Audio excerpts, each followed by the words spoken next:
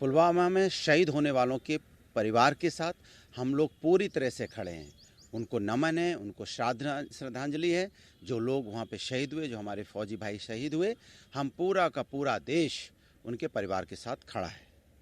अपने tractor rally में कह रहे हैं कि प्रधानमंत्री मोदी ने देश को 3 ही विकल्प दिए हैं, एक है भूख, दूसरा है बेरोजगारी, तीसरा है सुसाइड। मुझे लगता है कि भारतीय जनता पार्टी की सरकार को किसानों की बात मान लेनी चाहिए और देश के अंदर में जो किसान का सम्मान नहीं कर सकता वो देश का सम्मान करेगा। अन्नदाता है, इतने सालों से उसने देश को अनाज पैदा करके देश का पेट भरा है। उन्हीं के बच्चे फौज में हैं जो सरहद पे देश की सुरक्षा करते करते उनकी जान चली जा रही है। तो अगर हम किसानों का सम्मान नहीं करेगा तो कौन करेगा। इसलिए मैं कहता हूँ सरकार से, देश की सरकार से, कि किसानों का बिल जल्दी से जल्दी वापस ले लीजिए, जिससे किसान का सम्मान वापस आ जाए और किसान सम्मान पूर्वक वापस अपने परिवार के साथ गाँव में रह सके और देश के लिए अनाज पैदा करे। राकेश टिकैत ने कहा है कि पूरे देश भर में प्रदर्शन किया जाएगा। महापंचायतें 3 राज्यों में शुरू कर दी गई हैं। पंजाब में किसान मोर्चा ने ऐलान किया है कि जो लोग रिपब्लिक डे वायलेंस पे जो प्रदर्शनकारी जेलों में डाले गए उनके 2000 रुपये से मदद की जाएगी। मुझे लगता है कि सरकार को हठधर्मी छोड़नी चाहिए और किसानों के सामने झुकना चाहिए।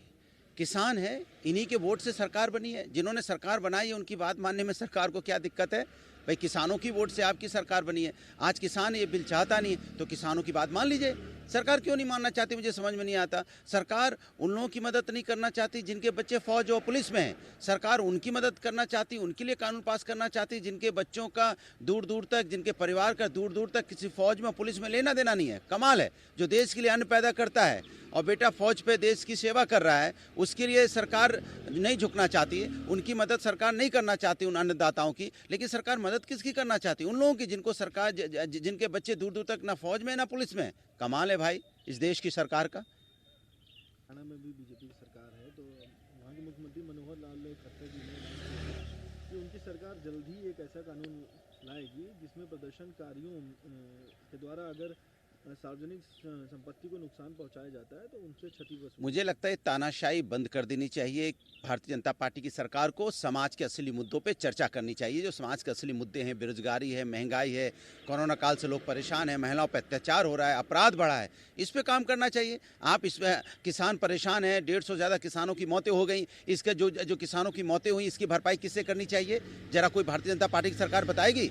जो सरकार अपने लोकतांत्रिक तरीके से अपना अधिकार मांगते मांगते जो किसान, जो हमारे अन्नदाता जो शहीद हुए हैं, जिनकी मौतें हुई हैं, उनकी भरपाई किससे लेनी चाहिए? क्या इसकी भरपाई कोई सरकार कर सकता है?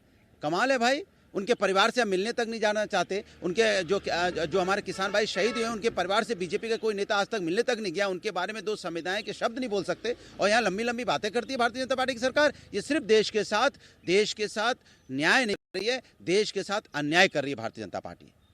केंद्रीय गृह सीए को लेकर बयान दे रहे हैं। उनके द्वारा बयान पर केरल के चीफ मिनिस्टर ने कहा कि केरल में भी इसको लागू नहीं होने देंगे। देखिए, दरअसल में चुनाव जहाँ जहाँ आता है भारतीय जनता पार्टी जाति धर्म की राजनीति शुरू कर देती है। उनको देश से मतलब नहीं है, उनको देश सेवा से मतलब नहीं है, उनको सत्ता से मतलब है। जनता से कोई लेना देना नहीं है। सत्ता कैसे मिले, किस मुद्दे पे सत्ता मिले, इस पे ज़्यादा चिंतित रहती है भारतीय जनता पार्टी। उनको जाति धर्म का मुद्दा सत्ता के रास्ता से उनको आसानी से मिलता नजर आता है। भारत के पूर्व रंजन गोगोई जी ने न्याय व्यवस्था पर चिंताजनक टिप्पणी की है और कहा है कि न्यायपालिका इतनी घिस पिट गई है कि लोग कोर्ट जाकर पछताते हैं।